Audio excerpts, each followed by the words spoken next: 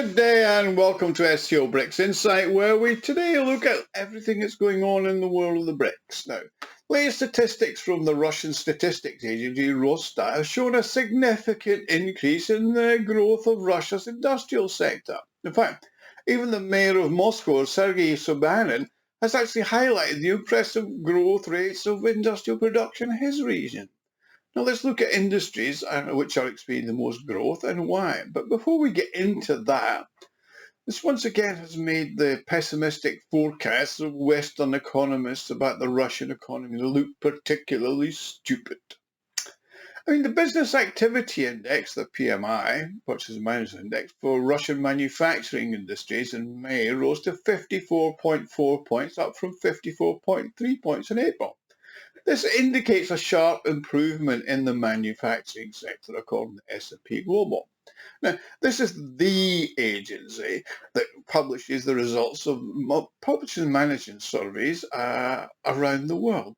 The PMI Index is one of the benchmarks for every leading economy done by S&P. So it's pretty reliable.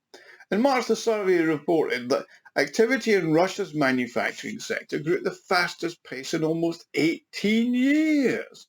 At the same time, the results of the S&P survey showed for the first time that since October 23, there was a recorded significant increase in export orders.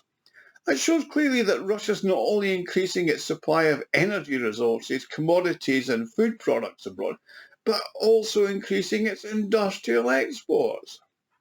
This was also confirmed by Rosstat. Now, according to their latest statistics published at the end of May, industrial production in Russia increased by 5.2% in the period from January to April 2024 compared to the same period in 2023. This is despite the predictions of an industrial decline for Russia due to sanctions by the so-called experts who've now actually recognized the resilience of the Russian economy.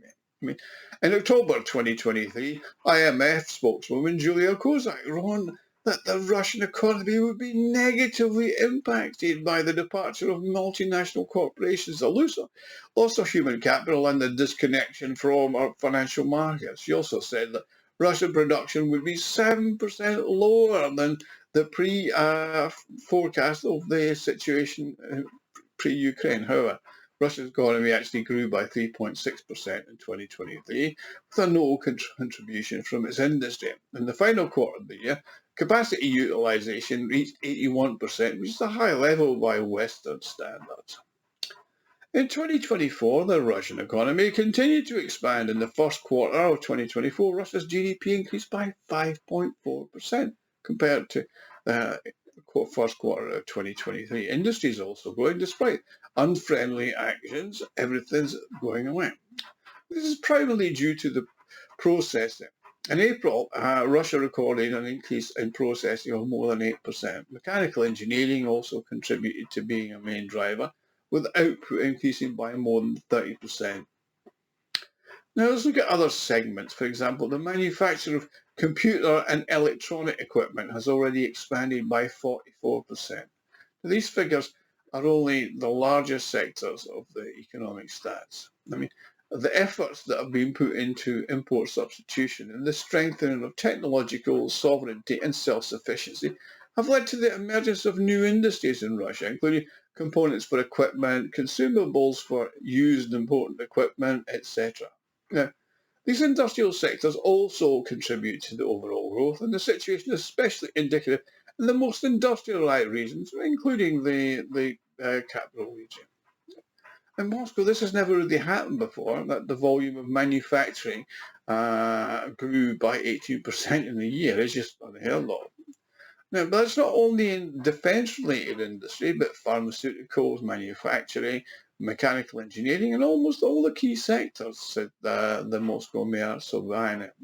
He also noted that the country as a whole is demonstrating serious industrial growth. Now, Western analysts, Jeremiah's, and some Russian liberal economists, they're always around, have interpreted this data as a short-term surge increased by defence orders, casting doubts on whether it's likely to last. However, Major business practitioners, including people involved in the actual industry, are actually more optimistic.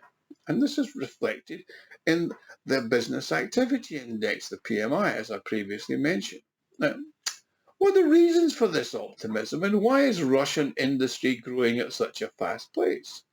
Well, there's a number of key factors that are driving the industrial and key economic growth, and it's worth noting that the increase in government spending on the purchase of industrial products, that includes obviously military products, is going on. Also, there's been a notable increase in the investment into the creation of new industries for import substitution and the further development of existing ones, tool making, etc. Furthermore, there's been an increase in non-resource exports. There's an increase in household spending, which has been combined with an increase in actual savings.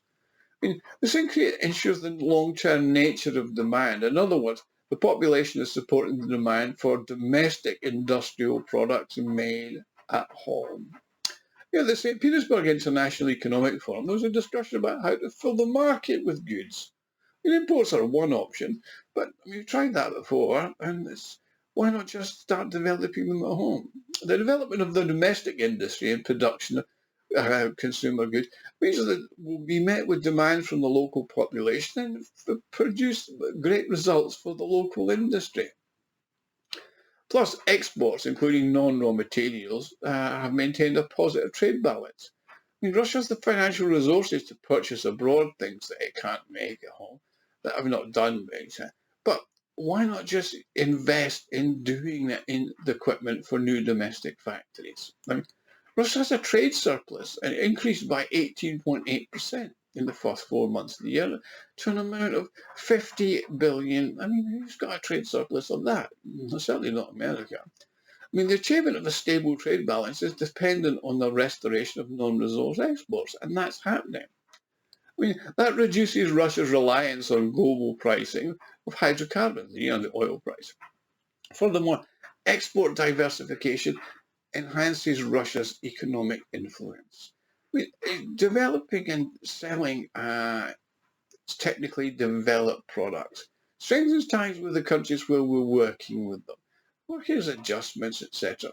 So, when we're looking at who's going to operate the equipment like nuclear, power generation, etc., it generates goodwill, but also soft power.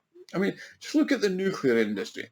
Russia not only builds reactors, but it trains as specialists. It also creates new industries in the economy of the customer country. And they help create a new scientific and personnel system there. The expansion of non-resource export is a nascent trend. Consequently, domestic businesses are optimistic that the favourable market conditions will continue. However, not only domestic businesses are confident in the continuation of economic growth. Foreign entrepreneurs are still operating in Russia. They think so too. If you look at the figures, a large number of companies decided not to leave. This is evidenced by a recent report by the Vienna Institute of Economic Research. They state that only 9.5% of foreign companies have left Russia. Less than 10%. So most of the corporations that said they were going to divest from Russian assets have either reversed their decision without talking about it, or continue to expand their activities in Russia, despite them talking about the fact they're going to go. And these include many in the fields of industrial production. Anyway, thank you for watching. Please like and subscribe. If you've enjoyed this video, you could help me fund the channel and the website SCO-BRICS-Insight.com by clicking on the thanks button at the bottom of the screen. That'd help me get on with things and whatever. Anyway, thank you, and I hope you've enjoyed the video, and I'll see you all again soon.